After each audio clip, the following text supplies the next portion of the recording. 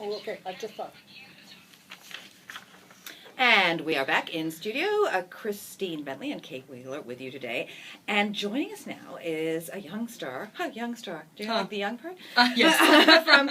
from the Second City, Carly Heffernan. Now, Carly's one of the co-writers and performers in the special collaboration, and this really confuses me, between the Second City and the Toronto Symphony Orchestra. It takes place November 29th and 30th.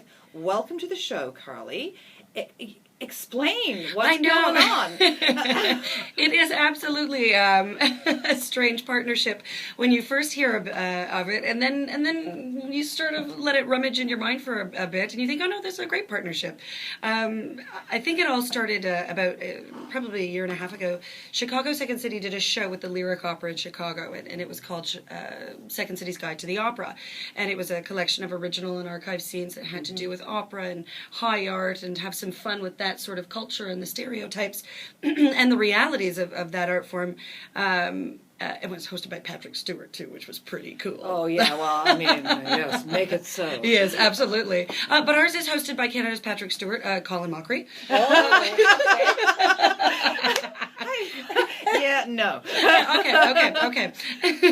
So what we're doing is we're just pairing the Toronto Symphony Orchestra, and we did the same thing, original songs and scenes that have fun with the symphony, orchestral music, high art forms, the stereotypes that go with that art form, the audience that usually takes in that art form, and just as well, and also anything for the novice, someone who's never taken in the art form, there's stuff for them as well.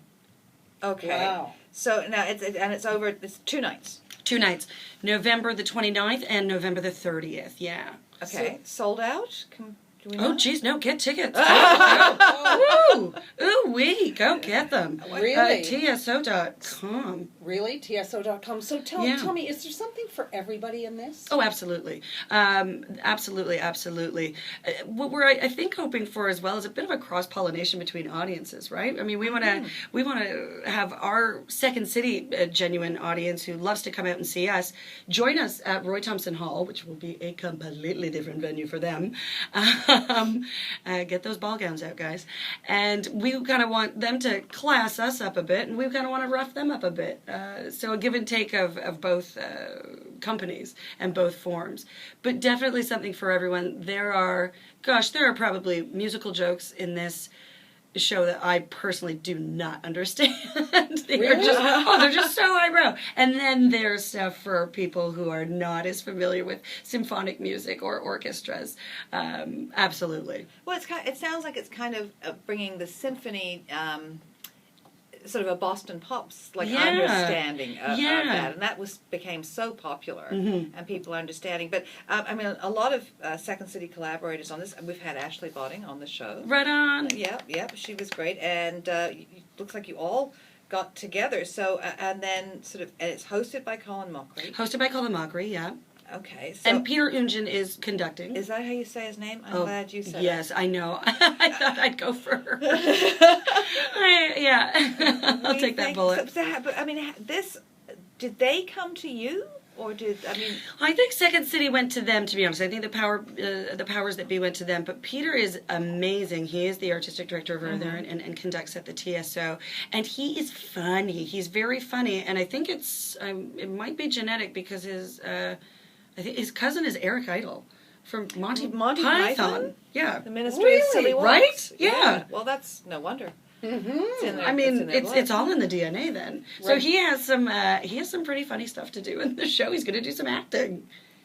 Really? Oh yeah. Okay, wow. That could be fun. Yeah. So how long is the show? A couple of hours? Yeah, it's probably about an hour and a half with an intermission. Yeah. I would say, yeah. Now, you're an alumna of the Second City. Thank you. You're not there anymore, but you're teaching? Yeah, absolutely. I teach over at the training center. I'll teach improv or comedic writing. I also teach in the conservatory program, and a little bit of musical improv I teach as well. Well, we hear that you're quite famous for your holiday song, Christmas Halahanza. Yes, Christmas Halahanza. Christmas Halahanza. Christmas Halahanza. Okay. Rolls off the tongue. Kate, try. Christmas Halahanza. Christmas Halahanza. Christmas Halahanza. Yes. Oh, very good. Christmas Halahanza. So this sounds like you're getting every seasonal Yeah. event into one Kenya. Yes, as opposed to being vague with the holidays, oh, happy holidays. Oh, happy winter So time. is this your version of the holiday tree? Yeah, exactly. Mine was as opposed to being vague, to just crush them all together. So it's have a happy, merry, Nito, Yogo, Chrismal Hansa. That's the Ooh. greeting you have to say. I have to say, Yeah, you have to. Say it Have again. a happy, merry, Nito, Yogo, Chrismal Hansa. okay, hang on, break it down for us. Neat. Happy, merry. Those ones I can you get. got it. Nito. What's Nito? Nito. Oh, Nito's kinda, just like Nito. yeah, Okay, Nito, no, and then I was thinking a Yogo. Japanese holiday that I didn't Yogo. know. Yogo. Okay. Oh, that's cool. And then Yogo, Right. Got that. Chris Mahalahansa. Chris Mahalahan. And then you also have to put in parentheses at the end, or not, for atheists. Oh, no. You have to give them the option. Festivus poll didn't make it. So, Carly, did you write this? I did. I wrote that when I was in touring company. Well, so this is just the title. Yeah, that's So- just the title. So why don't you sing the song? Oh, I couldn't sing the whole song, but I mean, I just want to get some Verse. idea how it would go, oh my gosh, and I have to be careful because there was a bit of swearing in it, if I remember. 'Cause I wrote it when I was younger. Well, should we bleep her out? We'll bleep We her Oh my can't gosh! bleep her out. No, Oh, don't we bleep me can't. out. I'll say Okay. I'll do one little thing. It would always go. She was British, by the way, and she was like, "Have a happy, merry, Nito, Yogo, Chrismal Hansa. Have a happy, merry, Nito, Yogo, Chrismal Hansa. Have a happy, merry, Nito, Yogo, Chrismal Hansa." And then no one can be ticked off. Now, ticked off is Ticked to do off something with, yeah, off. something Okay.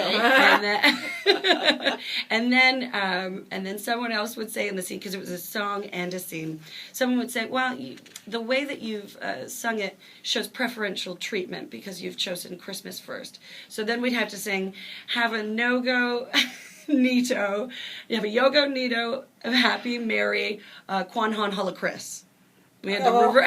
it was a I real just- twat. I'm And you memorized all this Oh live yeah, on stage? I was younger then. Yeah, I was And- sharp. Oh, I was sharp. And you were able to just roll that around. Oh, yeah. I mean, I can't even do it looking at it. Can't even Quite on remember all the the title. Yeah. I can't say that. So, what do you think of the young comedians that come to the training center? Do you Oh, I ever love get it. like blown away by somebody that's just got natural Absolutely. talent? Absolutely. I get blown away all the time. Especially, it's funny that you said that the young talent, you start to teach in the teen program, and it's a whole different world because the teenagers and the younger students haven't learned to censor themselves yet. They're not as, we're defensive. We want to protect ourselves. We don't want to look too silly, right? We don't want to make the wrong choice. But these guys just go for it. It is the truest form of improv I've ever seen. It really is the first thing that comes into their mind or the first thing that they feel. And they let that out. Ooh, it's good. It really is. Yeah. You just think, oh, this is what improv was meant to be. Now, I've always wondered, the best comics Mm-hmm. are people who have impeccable timing. Oh, yeah. It can make the difference between bad and, Oh, yeah. and genius. And is that ingrained? Is that something that comes to people naturally? Do Yeah. you see young people who just have it? Oh, Maybe yeah. the lines aren't that good, but the timing's perfect? Exactly. It's so many times it's not what you say, but it's how you say it. Right. And so timing is a huge factor in that. And a lot of the people who have that great timing, just tying it back to this TSO show, are people who have a musical background because they get rhythm. So they know that they can feel the rhythm that's happening in a scene. Oh, we've been going really quick right now, so I'll say something elongated, I'll say something slower, and that'll be really powerful. So there is a musicality to sketch, absolutely, and to comedy. Well, because, for example, when I tell a joke, it's always terrible because No, I have no. no, it is No, because it is. the best joke because I have terrible timing. I mean, I have no timing. You should go and take lessons. You should. SecondCity.com. Classes for everyone. Yeah, there you go. There you go. Great plug. Like one of the other things that you do, here we are talking to Carly Heffernan, alumna of the Second City, but here on What She Said, I'm trying not to mix this up. I know, right? Because you're also part of the all-female award-nominated comedy cocktail, She Said What? I know, right? So absolutely, there's a group of girls. Did you steal our name? I swear we've been at it for years. We know now that you're skilled at juggling titles. Now, I think she just juggled that around. No, I swear. It's a group of girls I went to. Oh, were they? Oh, okay. All right. We went to Queen's University together, and there's 4 of us, and we still do I swear we're doing a show on December 13th at Comedy Bar. Yeah, we're called She Said What. So when they said, do you want to go on What She Said? Huh? I said, now I'm confused. Wait, have I been kicked out of the troupe? What's going on here? What's happening? Ay. So she said what is a good name? It's a good name, right? It is a good name. Yeah. We got a great logo, too. We have a really great logo, too. Well, no, we're done. I can't copyright anything else. I can't afford that. So you guys are still performing, and you got together at Queen's. That's yeah, and we all did a show together at Queen's that was called Queen's Players. That was raucous. It was a bar show. The show would happen in a pub, and you would all play either a well-known celebrity or a fictional character. Like I played Julia Roberts once. I played Veronica Lodge from the Archie comics in one. And it was all about these famous people or these fictional characters sort of descending upon Kingston University. And everybody would have to sing. You'd have your one big solo song. There'd be like a really big rock song or a big pop song. And it's just one of those shows that's drenched in tradition. Oh, also, anytime the audience wanted to, they could come up to the stage, hand you a drink, and the whole show would have to stop, and you'd have to chug it. Oh, no. Yeah. Oh, so by the end, you were like... Yeah, the show is written very specifically, so the scenes would get less and less complicated. So by the last 2 scenes, everyone knows, I got one line, I gotta say it. It's a short line, but I gotta say it. My goodness. Oh, it was raucous. I should have gone to... Oh, you should have gone to Queen's. Yeah? Everybody send your kids to Queen's. It's a hoot. But then once we graduated, we thought, that was so much fun. How can we do something like that? How can we continue to do something like that just for us and just for fun? And then a couple of us went to actually see a Second City show, and we're like, oh, we should do sketch. Yeah. We should absolutely try our hand at sketch. And we were pretty good at it. The Queen's thing sounds like drunk karaoke. It does. Sort of. It probably is. That's pretty much what it is. Now, you've been on the George Strombopoulos tonight. Strombo is just much just call easier it to Strombo. say. It's just way Strombo. easier to say. Yeah. But I'm Chris Jericho, the LA Complex. This hour has 22 minutes. Yeah. And Life with Boys. Yeah. My daughter was in an episode of Life with Boys. Oh, yay! Yeah, one. Same as me. That's good. So, she's in good company. So what do you enjoy about performing on, say, the Second City stage? Oh, the Second City stage is, it's its own beast, and it's fantastic, and I love it. I think the thing I like performing there the most would be that I know exactly what kind of show I should be striving to do when I'm doing a Second City show. And it should be smart, and it should be as fresh as possible. I should be trying to do things on that stage that I have never seen on any other comedic stage before. Why? Is the audience in Toronto so demanding? Oh, no. No, they're so nice. they honestly, I think it's something internally that comes from the company. And you know the tradition, and you know that it was founded in satire, so founded in this notion of let's look at what's going on around us, and let's look at the things that we don't quite agree with, and let's attack them in the funniest way that we possibly can. And since you know about that tradition, and you've seen the people who have really followed that to a T and how successful they've done. I mean, look at your Steve Carell's and your Tina Fey's and your Rachel Dratch's. They're so phenomenal. So you just want to match that and raise the bar a bit if you can. But Who's your comedic idol? Oh, Catherine O'Hara. Oh. Really? We were at and Kristen Wiig. I love Kristen Wiig. Yeah, she was there. Really? Yeah. Well, we met. Robin Duke. We've had actually on. Robin's fantastic. She's fantastic. And Catherine was shy. She didn't. Christine saw Catherine and just was boom, boom, in. And we got photographs, but she would not come on the show. Oh, really? Yeah. No. Oh well, I'll switch it up. But what's it like performing in front of your idol? Would you? Oh, if I was performing in front of nerves? Oh, absolutely. Performing in front of my parents gives me nerves.